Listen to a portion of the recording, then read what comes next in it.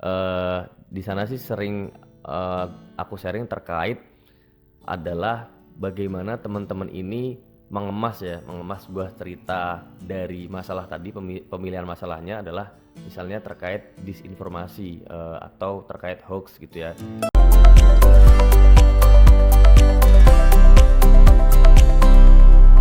Halo Tribuners, kembali lagi bersama saya Alivia dalam Tribun Topik yang akan membahas topik-topik menarik untuk diulik. Sebelumnya gimana nih kabar Tribuners nih? Semoga selalu dalam keadaan sehat dan berbahagia dimanapun dan kapanpun Tribuners berada. Oke Tribuners, siapa nih di sini yang mau cari beasiswa S2 ke luar negeri? Nah, kebetulan banget nih, sekarang saya sudah bersama dengan Mas Fajar. Mungkin Mas Fajar bisa nih menyapa Tribuners dulu nih. Halo Tribuners, dimanapun kalian berada, pada kesempatan ini saya bersama Mbak Alivia dengan Tribun Jateng akan sharing tentang beasiswa Australia Award Scholarship. Jadi harapannya bisa bermanfaat buat teman-teman semua, terutama Tribuners yang pengen nih berminat untuk melanjutkan kuliah luar negeri gratis, khususnya di Australia gitu.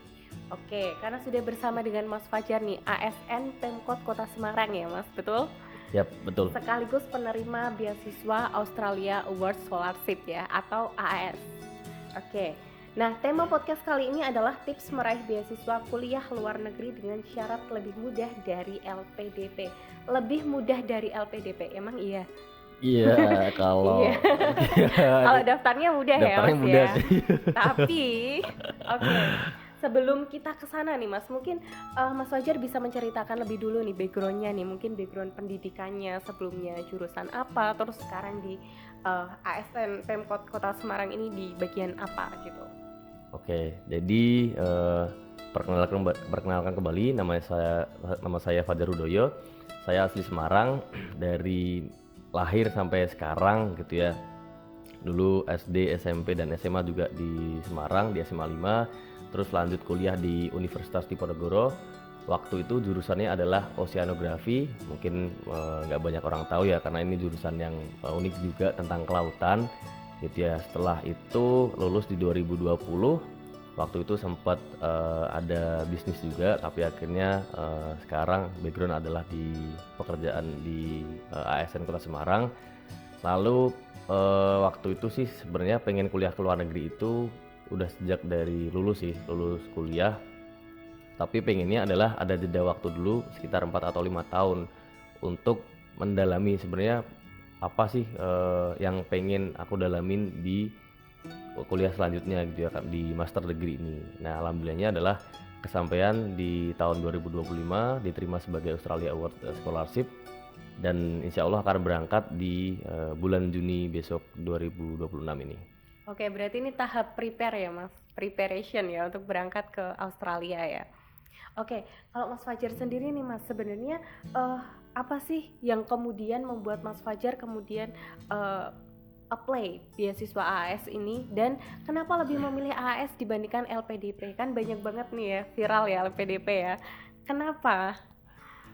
Oke, jadi mungkin ceritanya adalah mulai dari Juni 2024.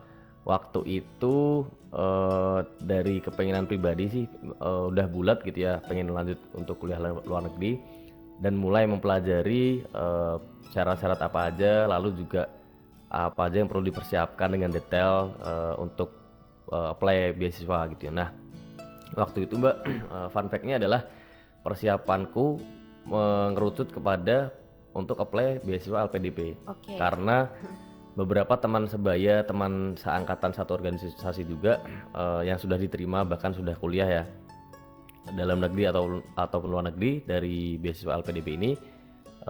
Jadi aku juga sharingnya ke mereka gitu kan. Nah, long story short, sampai di bulan Februari 2025 berarti ya, tahun lalu itu kalau nggak salah penutupan LPDP itu di tanggal 17 Februari. Nah, syarat semua tuh udah aku isi di website, udah tinggal submit, dan juga raja terakhirnya ya kalau aku bilang itu di IELTS waktu itu. Okay.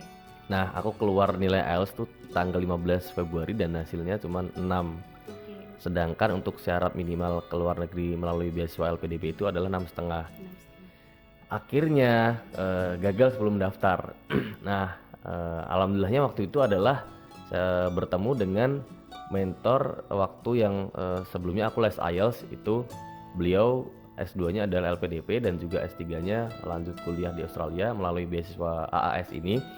Dan disarankan, Mas, coba AAS saja, bisa kok IELTS 6 gitu kan. Baru tahu juga nih beasiswa apa gitu kan. Ternyata setelah aku ngulik, karena memang di persiapan essay dan juga kuliahnya itu pengennya di Australia, akhirnya apply lah Australia Award Scholarship ini gitu ya, dengan perbedaan format aja, jadi penyesuaian aja, tapi isi dan juga aplikasinya sudah menjurus ke Australia. Gitu sih Mbak. Dan ya mulai itu kalau nggak salah tahun lalu sama sih, pembukaan tuh di Februari sampai dengan April gitu. Nah Mas, di sini kan disebutkan katanya lebih mudah dari LPDP, ternyata kan nggak juga ya, padahal itu juga selisihnya cuma tipis. Mungkin bisa dijelaskan nih ke Tribuners terkait dengan LPDP dan AAS ini perbedaannya apa sih Mas? Mungkin yang paling mendasar gitu. Oke, ini berangkat dari keresahan pribadi atau mungkin barrier entry untuk mendaftar beasiswa waktu itu adalah untuk saya pribadi dan mungkin beberapa Tribuners yang memiliki kemampuan bahasa Inggris yang mungkin masih minim atau hanya rata-rata gitu ya. Itu kan kuliah di luar negeri kan kita udah tahu besok bakal pakai bahasa Inggris untuk pengantarnya gitu kan. Nah, kenapa itu penyedia atau pemberi beasiswa itu mensyaratkan sertifikat bahasa Inggris. Nah, di IELTS itu memang di LPDP itu 6,5 kan, dan itu minimal syarat minimal, dan itu memang kalau misalnya kita sebagai bukan yang castistus ya, itu aku pribadi juga mengalami sedikit kesulitan untuk mendapatkan nilai 6,5 ya. Nah, bahkan aku 2 kali waktu itu tag masih di angka 6 sebelum akhirnya dapat 7 gitu kan. Nah, jadi barrier entry-nya itu adalah aku mau daftar beasiswa, aku punya syarat yang minimal dari segi IPK atau mungkin experience juga ada, dan aku punya spesifik ilmu yang pengen aku dalami, tapi barriernya adalah aku harus les dulu IELTS atau mungkin langsung tes itu di angka, let's say di tes itu 3,5 ya Mbak ya, dan les itu ya kita asumsikan adalah 1 juta mungkin ya. Jadi sebelum apa-apa tuh kita harus keluar uang 4,5 juta dulu. Dan itu belum tentu menjamin ya, menjamin dapat nilai 6,5-nya atau juga menjamin lolos beasiswanya. Nah, itu sakit sih keluar uang segitu. Tapi kalau kita pengen keluar negeri terus kayak aku udah keluar uang tapi nilainya nggak bisa buat daftar, apalagi nilainya udah minimal, udah sesuai syarat tapi nggak diterima. Nah, kayak sayang gitu kan. Nah, sakit nggak berdarah sih itu. Nah, makanya adalah ada opsi salah satunya adalah beasiswa Australia Award Scholarship ini sendiri yang untuk syarat bahasanya sedikit di bawah dari LPDP, apalagi bisa pakai TOEFL ITP, terus juga beberapa kategori seperti Equity Targeted Group itu skornya lebih rendah Mbak. Jadi sangat possible untuk dicapai teman-teman yang pengen kuliah luar lagi tapi ada kendala bahasa, karena mereka ini nantinya akan memberi pelatihan bahasa Inggris setelah kita jadi worthy gitu. Nah, terus ini Mas, mungkin ada beberapa Tribuners yang belum tahu ya Mas, apa sih perbedaan AAS dan LPDP ini? Nah, tadi kan Mas Fajar sudah menjelaskan secara singkat terkait dengan perbedaan apa sih yang lebih mudah LPDP sama AAS. Nah, ini mungkin secara deskripsinya AAS sama LPDP itu apa sih? Gitu. Oke, kalau dari sebenarnya pembedanya adalah si donor atau pemberi beasiswanya ini sendiri ya. Kalau dari LPDP kan ini jelas dari pemerintah Indonesia melalui Kementerian Keuangan ya, melalui pengelolanya sendiri di LPDP. Nah, jadi ketentuan syaratnya juga mereka punya perbedaan pasti, terutama di mungkin syarat minimal, dan juga nantinya mungkin ada sedikit perbedaan di mekanisme untuk keberangkatan awardee, terus yang diterima berapa, karena kan kaitannya dengan ya budgeting dan juga kebijakan masing-masing dari pemberi beasiswa ini sendiri. Nah, kalau Australia Award Scholarship ini sendiri adalah beasiswa yang langsung diberikan oleh pemerintah Australia itu sendiri, dan itu dibuka di beberapa negara Mbak, gak cuman Indonesia. Jadi awardee-nya itu ada beberapa negara tetangga seperti Timur Leste, terus juga ada beberapa negara Asia lainnya. Jadi memang dari mereka membuka kesempatan gitu ya, menjalin kerjasama bilateral ini, tapi kuotanya mungkin lebih sedikit ya. Jadi nggak, kalau bisa dibilang nggak sebanyak LPDP yang emang support dari dalam negeri untuk teman-teman talenta ya terbaik bangsa ini untuk kuliah gitu ya. Nah, karena mereka ya itu tadi sepertinya memang pengen menyiapkan benar-benar, terutama di AS ini mereka memberikan pendampingan dari awal sampai berangkat kuliah, bahkan sampai lulus kuliah gitu ya. Dan itu mungkin yang salah satu membedakan sih, karena ya providernya beda, syaratnya beda, kebijakannya juga pasti berbeda. Pasti berbeda. Oke.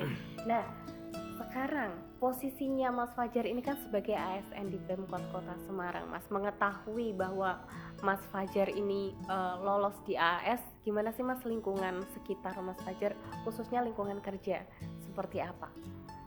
Kalau alhamdulillahnya sih saya berada di lingkungan yang suportif ya, artinya dari pimpinan dan juga dari teman-teman memang sangat mendukung untuk bisa melanjutkan kuliah dan terus belajar, karena dari nantinya dampaknya juga dan atau outputnya itu sendiri sudah jelas untuk selain diri saya sendiri, pastinya juga untuk lingkungan sekitar melalui organisasi di pekerjaan. Itu harapannya juga dengan nantinya setelah kembali dari kuliah ini kan melalui beasiswa ini, jadi saya mendapatkan ilmu dan juga bisa diterapkan di Kota Semarang kembali. Jadi alhamdulillahnya saya mendapat lingkungan yang sangat-sangat suportif gitu ya Mas ya, dan selalu menunjang untuk ayo level up gitu ya. Itu penting banget sih Mbak. Kalau menurut Mas Fajar sendiri, ada nggak sih Mas peran latar belakang itu tuh apakah berpengaruh besar terhadap kelolosan AS ini atau gimana mungkin? Oke, kalau kita bicara track record ya atau background itu sendiri, kalau setelah saya menjadi awardee kemarin bertemu dengan teman-teman yang ada yang fresh graduate, tahun selanjutnya daftar langsung bisa terima. Ada yang mungkin dia gap kuliah S1-nya sarjananya terakhir itu mungkin di 3 sampai bahkan ada yang 10 tahun gapnya. Nah itu juga ada yang diterima. Jadi akhirnya kalau ini POV pribadi ya adalah kenapa teman-teman ini yang sekarang diterima ini bisa menjadi awardee, karena mungkin mereka punya spesifik isu yang akan didalami dan ada benang merahnya gitu Mbak, dari kuliah backgroundnya apa, terus juga mungkin ada sedikit experience kerja atau di organisasi mungkin teman-teman ini punya track record untuk pengabdian ke masyarakat atau juga melalui pergerakan social movement yang memang itu yang akan didalami dan mereka menemukan gap di situ, dan solusinya adalah kuliah lagi gitu ya, dengan harapannya bisa dapat ilmu lagi, jejaring lagi, dan itu bisa diterapkan setelah kembali. Jadi kejelasan arah sih kalau misalnya teman-teman ini di lingkungan ya. Jadi lingkungannya ini apa? Kalau saya kan di air bersih dan sanitasi gitu ya. Jadi alhamdulillahnya di 4 tahun ini work experience juga di sana, dan yang akan diselesaikan besok juga gapnya adalah di sana gitu, antara kemampuan sekarang dan kebutuhan di pekerjaan dan juga mungkin tantangan di masa mendatang ya. Jadi itu sih mereka melihatnya pemberi beasiswa ini kemungkinan adalah di kejelasan arah dan yang dimana diejawantahkan melalui track record dan juga apa yang sudah dilakukan di masa lalu gitu. Nah tadi kan Mas Fajar sempat mengatakan apa sih Mas adanya gap yang kemudian harus dikejar gitu kan Mas. Nah saya penasaran nih, Mas Fajar sendiri sebagai ASN di Pemkot Kota Semarang tuh melihat masalah apa sih Mas di Kota Semarang ini yang kemudian aku kayaknya harus belajar deh untuk mengatasi masalah ini. Apa yang kemudian memotivasi Mas Fajar untuk mendaftar di AS ini? Kalau di aku pribadi itu adalah isu yang yang aku angkat besok adalah terkait sanitasi dan air bersih, di mana itu menjadi isu lingkungan yang semua orang sebenarnya sudah tahu itu adalah isu mendasar, karena kita pakai air setiap hari, air bersih, air minum untuk mandi, cuci kakus dan juga konsumsi ya. Terus juga di sanitasi ini artinya air limbah itu adalah ketika kita melihat siklus air itu sendiri, itu sebenarnya akan menjadi air minum lagi gitu ya. Nah di isu ini sendiri itu masih sedikit yang mendalami Mbak, di luar isu sampah ya, isu lingkungan lain yang menjadi banyak perbincangan dan mungkin sudah banyak yang aware ya. Nah, jadi isu sanitasi dan air bersih ini sendiri di Kota Semarang ini kaitannya apalagi dengan penggunaan groundwater ketika air bersih ini harus menjangkau di topografi wilayah Kota Semarang yang berbukit ya, Betul. dan itu belum bisa dicapai semuanya oleh penyedia BUMD di Kota Semarang. Artinya ada yang menggunakan sumur-sumur pribadi yang yaitu dikaitkan dengan land subsidence juga. Kita kan ya kalau orang tahu Semarang mungkin ada yang tahu karena sering rob ya, sering banjirnya. Nah itu kan jadi isu itu sih yang pengen coba didalami, dan harapannya sih bisa bertemu dengan expertise di sana atau mungkin bisa menggandeng beberapa stakeholder atau researcher di sana untuk yuk bisa nggak dibantu penelitian di Kota Semarang dan dibantu solve terkait masalah ini. Syukur-syukur bisa berbentuk project sosial atau mungkin bahkan pendanaan itu sendiri. Betul, oke. Berarti bagus banget sih nih. Aku melihat karena Mas Fajar ini sudah sangat melek ya Mas ya. Ini ada masalah ini, apa yang harus aku lakukan, terus terciptalah AS ini. Maksudnya masuklah ke AS ini gitu. Nah, kalau untuk Mas Fajar sendiri Mas, dari tahapan-tahapan mendaftar di AS ini Mas, apa sih yang paling menjebak menurut Mas Fajar? Tapi ini juga paling penting gitu. Kalau dikatakan menjebak, itu Menjebak. ya mungkin bisa membuat teman-teman terlena ya konteksnya. Iya, adalah kalau menurut pandangan personal ya, setelah mungkin beberapa kali membantu review esai beberapa teman-teman yang mau mendaftar, itu adalah yang pertama melihat dari kacamata mereka tuh kenapa pengen lanjut studi. Oke. Jadi kalau misalnya itu aku asumsikan ke diriku sendiri Mbak. Jadi kalau misalnya aku lanjut studi kayak pengen biar keren aja lah, terus kayak biar bisa jalan-jalan ke luar negeri, biar kayak temanku. Menurutku itu akan jadi akhirnya dituliskan ke dalam esai yang menurutku itu nggak kuat dan nggak punya karakteristik kan. Kamu nih harus jadi awardee nih kayak gitu. Jadi dimotivasi itu sendiri yang pertama ya. Jadi ketika alasan itu udah kuat, karena ada gap tadi, jadi mungkin mereka yang teman-teman awardee ini akhirnya bisa memiliki level pemahaman yang komprehensif ya terkait masalah apa sih yang akan diangkat dan dibantu penyelesaiannya dan caranya gimana. Terus mungkin tantangannya apa. Jadi sampai mendalam seperti itu. Nah itu dari motivasi kenapa lanjut kuliah ya. Yang kedua adalah pemilihan masalah itu tadi sendiri. Kalau misalnya dibilang ya kita masalah itu kan banyak ya. Tapi kalau kita mau pilih satu yang mau di solve itu kan harusnya itu yang sesuai dengan kita, relate ya. Kita punya pengalaman di situ, punya ketertarikan di situ juga, dan memang dibutuhkan oleh masyarakat. Jangan-jangan itu cuma keresahan pribadi. Nah, Betul. itu nggak valid. Jadi itu sih yang akhirnya bikin esai ya yang dituliskan untuk aplikasi beasiswa itu bisa dibilang ngambang atau nggak punya nilai lebih gitu ya. Nilai lebih, dan juga ini nih saya tulisan ini menjelaskan orang ini dari tekadnya, dari motivasinya, dan dari pemahaman masalahnya gitu sih. Oke. Nah, ada tips nggak Mas untuk gimana sih caranya untuk menulis motivation letter gitu biar dilirik nih oke nih gitu, gimana dari Mas Fajar sendiri? Kalau tips and trick ya, kebetulan saya mulai membagikan insight personal ya perjalanan beasiswa ini melalui kanal media sosial pribadi. Jadi mungkin nanti teman-teman bisa mengikuti juga. Di sana sih sering aku sharing terkait adalah bagaimana teman-teman ini mengemas sebuah cerita dari masalah tadi. Pemilihan masalahnya adalah misalnya terkait disinformasi atau terkait hoax gitu ya. Nah itu di masa lalu seperti apa, lalu juga kita udah punya pengalaman tuh di masa lalu berkecimpung di dunia ini, lalu juga kita paham betul ini caranya gimana untuk menyelesaikannya dan juga tantangannya seperti apa. Karena di pemberi masing-masing beasiswa tuh punya perbedaan karakteristik dan value ya. Nah itu juga yang paling penting, gimana caranya kita mengaitkan motivasi personal melalui tulisan dan juga aplikasi ini dengan value mereka. Misalnya mereka value-nya ini inklusif. Nah, kita harus ikut dong karena kan ya dibayarin kan. Iya, Jadi kalau misalnya mereka ini suka misalnya ya let's say ya, oh warna jingga misalnya, oh kita harus seneng warna jingga dulu dong karena biar se-value dan juga se-visi misi gitu. Betul. Jadi itu sih yang harus jeli melihatnya, gimana caranya mengemas tadi menjadi suatu benang merah dan juga dikaitkan dengan visi misi pemberi beasiswa ini, agar selaras dan juga kita bisa apa ya, kalau orang udah satu misi itu kan pasti kan Sejalan nah gitu sejalan ya. sepemikiran gitu sih Mbak. Betul. Gitu sih. Oke.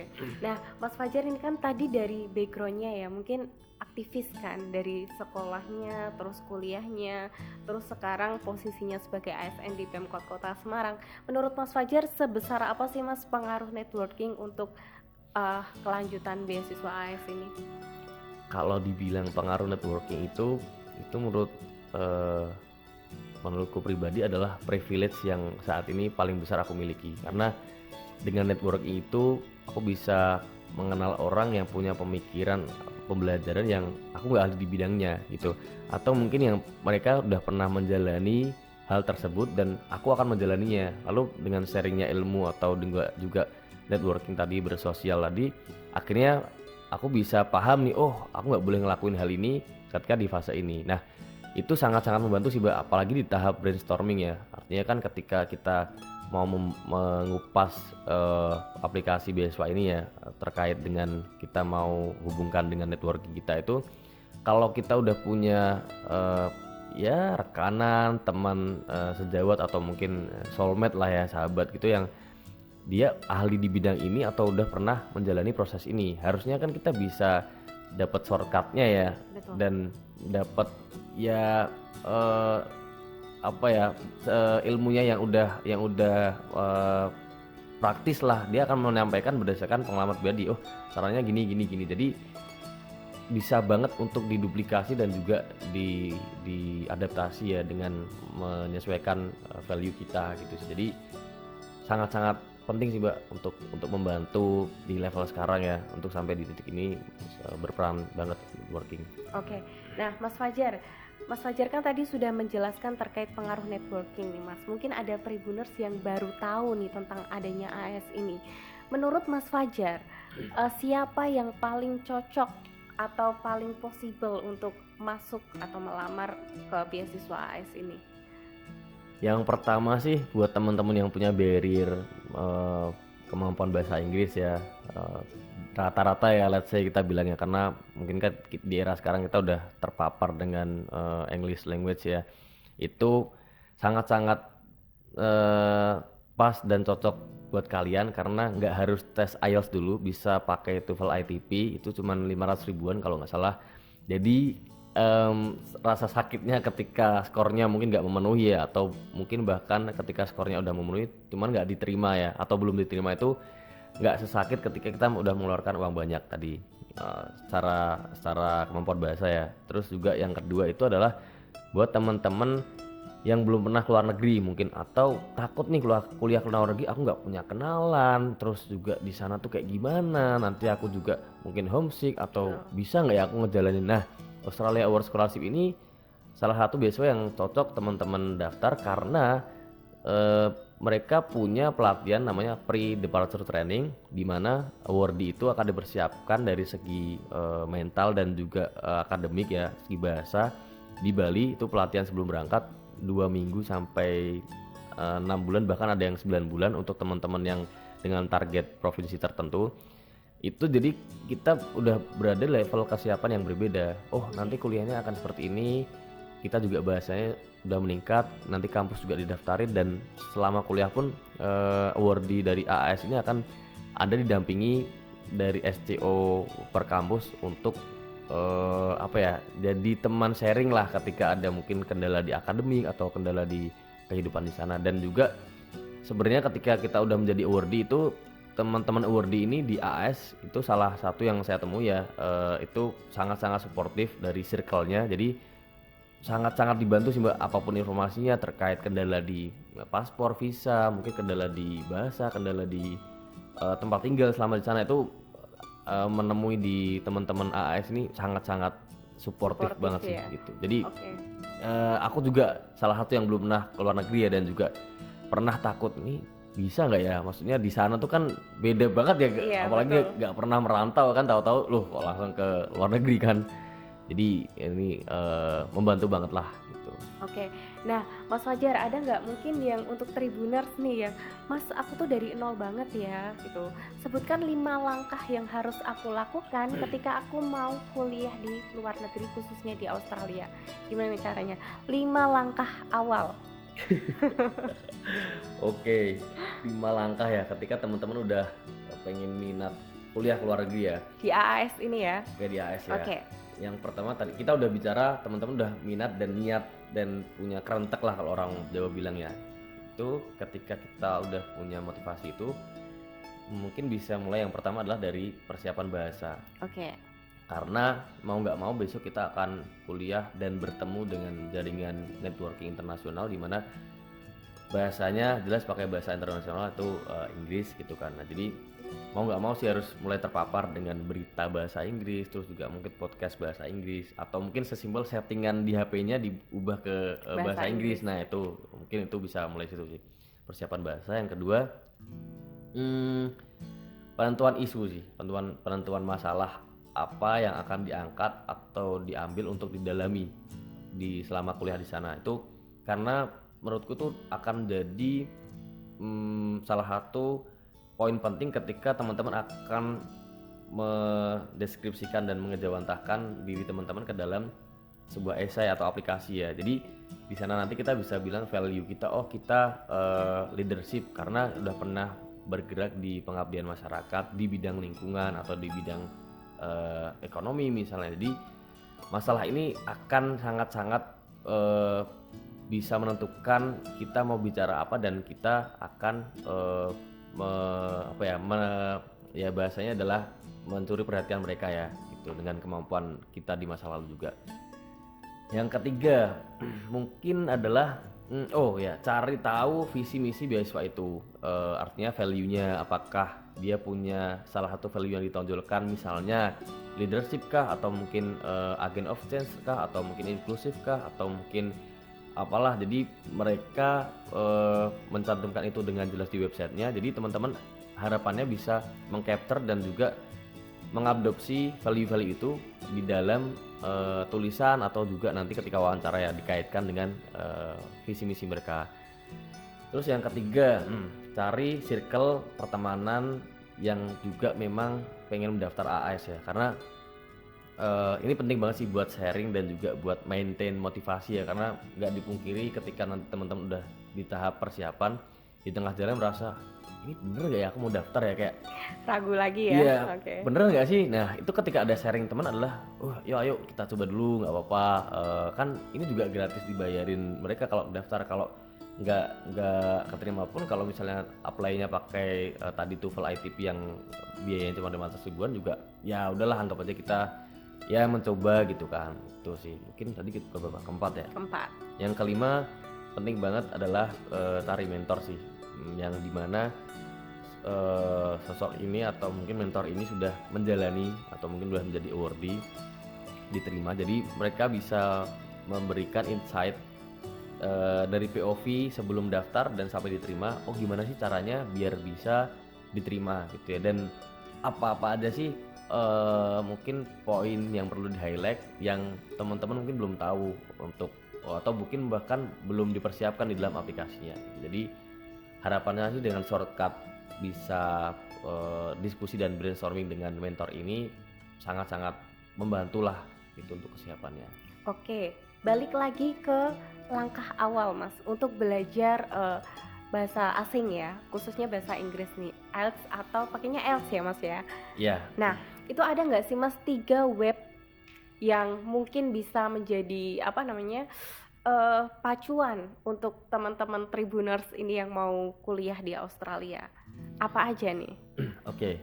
Kalau bicara IELTS dan TOEFL, waktu aku TOEFL tuh kuliah ya, cuman udah lama sih lupa. Cuman ketika persiapan IELTS itu memang dia kan tes yang didesain untuk mengetahui kemampuan bahasa Inggris kita ya. Jadi memang walaupun kita mungkin udah secara kemampuan paham bahasa Inggris, tapi ini kan namanya tes dan juga terdesain gitu. Jadi memang ada trik dan tips khusus yang perlu diketahui sebelum kita melakukan tes ini. Nah, beberapa yang bisa dicek itu banyak banget kok sekarang AI itu untuk aplikasi speaking ya. Jadi aku bayang AI itu apa ya? Nanti coba bisa cek teman-teman tuh, banyak banget yang bisa diajak ngobrol ketika teman-teman belum punya partner ngobrol nih. Itu AI itu akan memberikan soal di IELTS ini, terus juga simulasi tesnya seperti apa. Terus yang kedua mungkin tadi website ya berbasis AI ya. Yang kedua tuh ada itu namanya Engnovet, itu untuk website yang didesain untuk simulasi tes IELTS menyeluruh, mulai dari writing, terus juga speaking, reading, sama listening. Nah itu bisa banget, dan juga dasarnya kan dia pakai Cambridge kan, jadi bisalah untuk ya mengetahui level kita ada sampai di mana.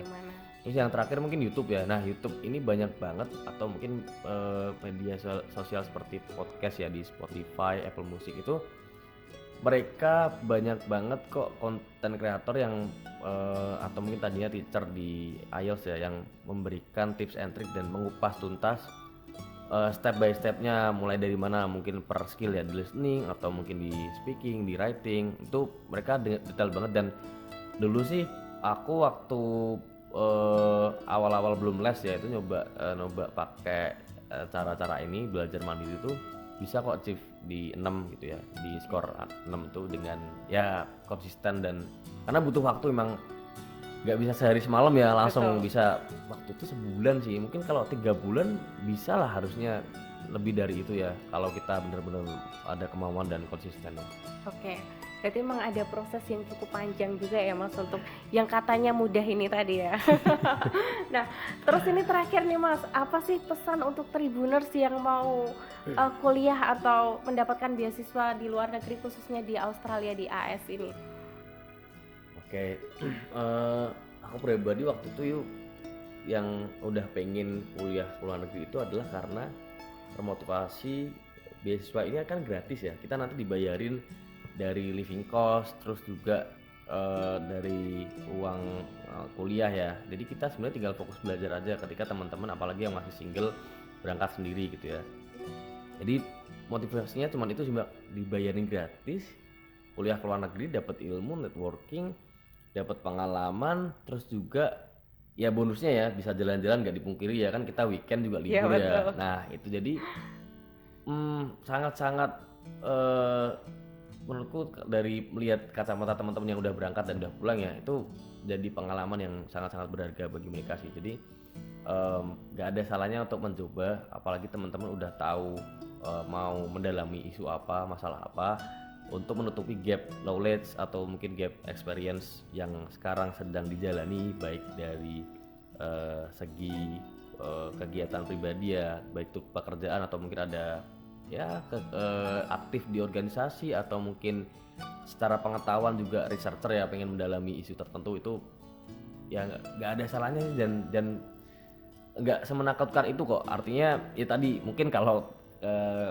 entry levelnya, barriernya itu yang menjadi penghalang adalah sertifikat bahasa Inggris tadi, yang ya secara cost ya agak lumayan tadi.